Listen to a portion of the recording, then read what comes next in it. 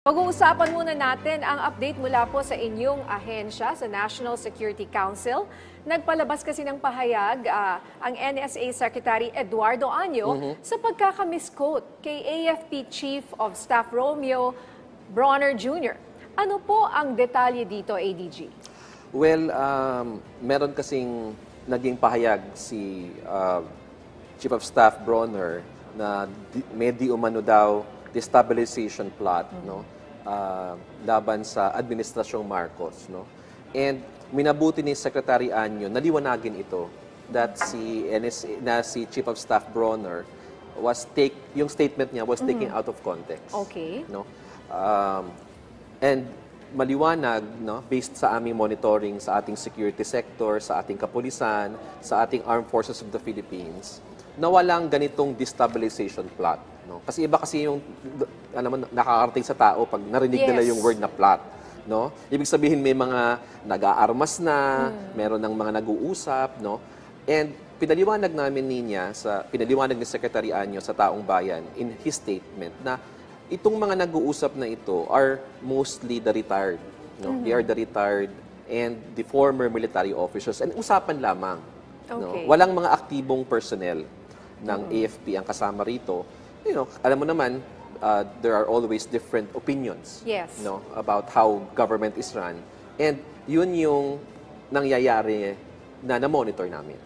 Pero insofar as a destabilization plot is concerned, wala pong ganon. And the armed forces is loyal to the administration.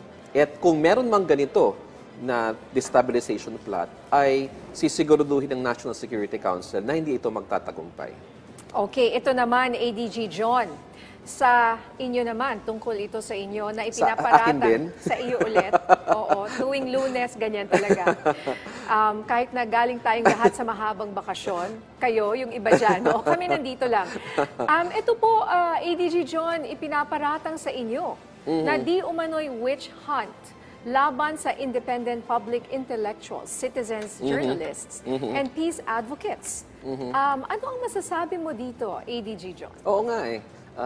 May paratang laban sa akin na ako daw personally ay gumagawa ng witch hunt dito sa mga grupong maka-pro-China. No? Gusto ko lang pong liwanagin na wala po kami sa NSC na pinipigilan na tao na magpahayag ng kanilang saloobin. No? Ginagalang natin yung freedom of expression, freedom of the press. No? Ang ginagawa lang po namin sa NSC ay binubunyag namin yung mga nagpapakalat ng fake news. For example, yung sinasabi na Banggami conspiracy daw, yung nangyari sa Ayungin Shoal. Banggaming binangga tayo, parang gano'n? No, ano yan? No. Kasi may bangga-bangga na nangyayari. Linawin natin yan. Nagawa-gawa daw natin yun, na tayo yung humarang. Yun nga. At ang pinakalat nila yung video na nanggagaling sa Chinese Embassy, na tayo yung unay sa May, ang siyang humarang dun sa Coast Guard vessel. No? So, sa tingin namin, parang tricycle yan or motorsiklo na humahara sa 10-wheeler at na walang katotohanan. So, ang ginagawa namin sa NSC ay ipinaparating namin sa taong bayan yung katotohanan. Yun lamang. And ang sinabi ko nun, Ninya, is we are just monitoring them. At yun naman mandato ng National Security Council to monitor people, no, who may be following the narrative and agenda of a foreign power. Okay. Now, can you advise us, ADG John, how do we know? Paano namin malalaman kung sila ay totoong kung freedom of speech ito o baka naman meron silang, diretsahin na natin, sila ay binabayaran ng China? Okay. Well, magandang tanong yan. No? At never ko sinabi na binabayaran sila ng China. Okay. No? Kasi parang nagpapanik. Linawin natin yan. Nagpapanik kaagad sila na di umano may listahan daw kami. Kasi may kumalat sa internet na listahan ng mga tao na di umano minomonitor ng National Security Council. Wala po kaming listahan. Yes. At yung listahan po yun ay gawa-gawa lamang ng mga tao para lang suportahan yung kanilang naratibo na nagwi-witch hunt kami sa National Security Council. Liwanagin ko lang po, wala pong listahan. Wala pong witch hunt na ginagawa ang National Security Council. Ang ginagawa po namin ay mag-monitor.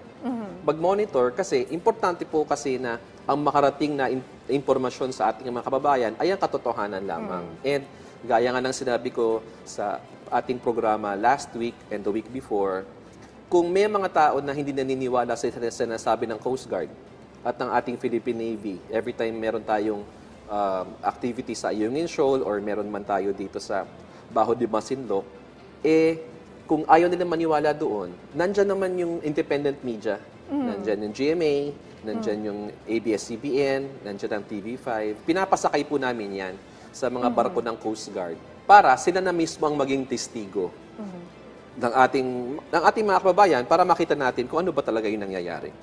At nakikita naman namin yan, no, sa balita, ADG John.